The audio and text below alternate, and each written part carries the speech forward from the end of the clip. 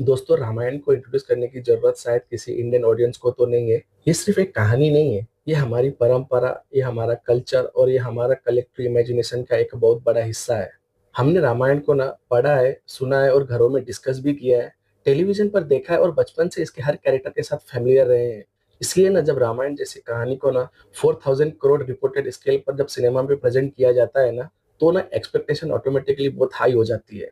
और यहाँ चैलेंज सिर्फ इतना नहीं है कि फिल्म मेकर कितना बड़ा वीएफएक्स बना सकते हैं। चैलेंज ये है कि जो रामायण है ना हमारे इमेजिनेशन में पहले से बनी हुई है, उसको ना स्क्रीन पर दिखाते वक्त क्या ये फिल्म उस इमेजिनेशन को और पावरफुल बना पाएगी, या फिर एक मैसिव विजुअल स्पेक्टिकल बन के रह जाएगी। और ना ये ट्रेलर देखने के बाद ना मेरे माइंड में सबसे बड़ा क्वेश्चन ही यही है। सबसे पहले बात करते हैं स्केल की। इस ट्रेलर का जो स्केल है ना जेन्युइनली इंप्रेसिव है। Massive army, giant creatures, enormous environments, costumes, weapons, हर फ्रेम में एक एपिक का फीलिंग क्रिएट करने की कोशिश नजर आ रही है। और रामायण की दुनिया को दिखाते हुए सीजीआई और वीएफएक्स का यूज होना बिल्कुल नेचुरल है। सूर, असुर, राक्षस, वानर सेना, पुष्पक विमान और जटायु के जो एरियल सीक्वेंसेस, डिवाइन वेपन्स, आज के सिनेमा में ना इन चीजों को बिलीवेबल बनाने के लिए ना वीएफएक्स की ही जरूरत पड़ेगी। अब बात करते हैं रावण की, और ऑनेस्टली ना यस हैज अ प्रेजेंस। उनका ऑरा, बॉडी लैंग्वेज, एक्सप्रेशंस और ओवरऑल स्क्रीन प्रेजेंस ट्रेलर में ना रावण के कैरेक्टर को इंस्टेंटली अटेंशन ग्रैब करता है।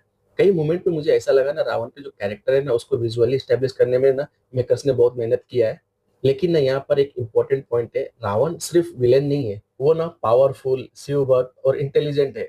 और ना उसके जो कैरेक्टर है ना उसमें ना ग्रेटनेस और एरोगेंस दोनों ही दिखते हैं। इसलिए ना मेरी होप ये है कि ये फिल्म ना रावण को एक लार्जर देन लाइफ कैरेक्टर बना कर ना छोड़ दे, और यश के जो रावण का हर एक साइड है ना वो हमें देखने को मिले। अब बात करते हैं Ranbir Kapoor as a lord Ram. Trailer में ना मुझे कुछ मोमेंट ना जेन्युइनली इंप्रेसिव लगा। स्पेशली ना वो डायलॉग, रावण अगर तीनों लोगों का स्वामी है, तीनों लोगों के सामने ही उसका वध करूंगा। लेकिन ना मेरे लिए इंटरेस्टिंग चीज डायलॉग नहीं है, जब ये डायलॉग बोलते हैं ना लॉर्ड राम, तो उनकी आंखों में जो आंसू है ना वो मेरे लिए बहुत इंपॉर्टेंट है। नॉर्मली ना ऐसे सीन में ना एंगर एक्सपेक्टेड होता है, लेकिन यहाँ पर ना टीयर्स है। और मुझे लगा शायद इस सीन का इमोशन सिर्फ रावण को डिफीट करना नहीं है, हो सकता है राम के मन में उस वक्त सीता माता को वापस लाने की डिटर्मिनेशन हो। अगर मेकर्स ने ना इंटेंशनली ये मूवमेंट रखा है, then I really like the choice, because फिर सीन ना सिर्फ मैं रावण को मारूंगा नहीं रह जाता है। एक चीज ना मुझे इस ट्रेलर में थोड़ी मिसिंग लगी। जो हम लॉर्ड राम को जानते हैं ना उनके जो फेस में ना कामनेस और वो एक स्माइल होता है। हमारी जो इमेजिनेशन है उसमें राम को ना सिर्फ एक वॉरियर के रूप में नहीं देखा जाता, उनकी जो पर्सनालिटी है ना उसमें शांति, डिग्निटी और करुणा भी है। ट्रेलर में ना मोस्टली इंटेंस, इमोशनल और सीरियस मोमेंट्स दिखाए गए हैं।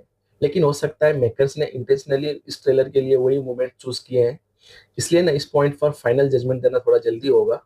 अब बात करते हैं ना साई पल्लवी एज अ माता सीता। ये कास्टिंग ना ऑब्वियसली एक एक्सपेक्टेशन के साथ आई है, और ट्रेलर देखकर मैं फिलहाल के लिए कंप्लीटली कन्विंस्ड नहीं हूँ। लेकिन ना मैं ये भी मानूंगा सीता का जो कैरेक्टर है उसे कुछ ट्रेलर शॉट्स देखकर ना जज करना ये फेयर भी नहीं होगा, बिकॉज माता सीता का जो कैरेक्टर है बहुत इमोशनल डेप्थ डिमांड करता है। और हमारे जो माइंड में ना सीता माता का ऑलरेडी एक एस्टेब्लिश्ड इमेज है। जो फिल्म के अंदर ना उनके जो कैरेक्टर्स के जो लेयर्स है ना कैसे अनफोल्ड होती है, वो एक्चुअली इंपॉर्टेंट होगा। और भाई अब आते हैं हनुमान जी पर। सारे कैरेक्टर्स को यहाँ पर दिखा दिया उन्होंने, इतना पैसा खर्च किया है इस मूवी पर, और इस ट्रेलर कट में ना जब हनुमान जी का एक भी सीन्स नहीं रखा, थोड़ा सरप्राइजिंग है। उन्होंने ऐसा क्यों किया?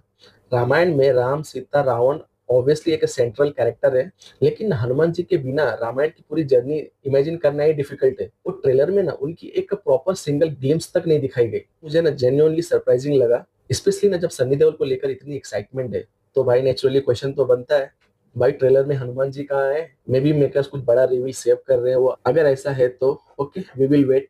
लेकिन जब हम ट्रेलर देख रहे थे ना तब रिएक्शन तो यही था, हनुमान जी किधर है भाई?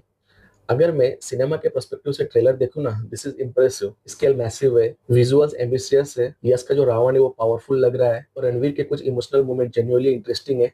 और ओवरऑल इसका जो प्रेजेंटेशन वो बहुत अच्छा लगता है। रामायण के जो पर्सपेक्टिव से ना इसका जो एक्सपेक्टेशन है ना ये और भी हाई है, बिकॉज ऑडियंस सिर्फ विजुअल्स देखने नहीं जाएगी, ऑडियंस अपनी एक ऑलरेडी एग्जिस्टिंग रामायण लेकर थिएटर में जाएगी, और फिल्म को ना उस इमेजिनेशन के साथ कंप्लीट करना पड़ेगा।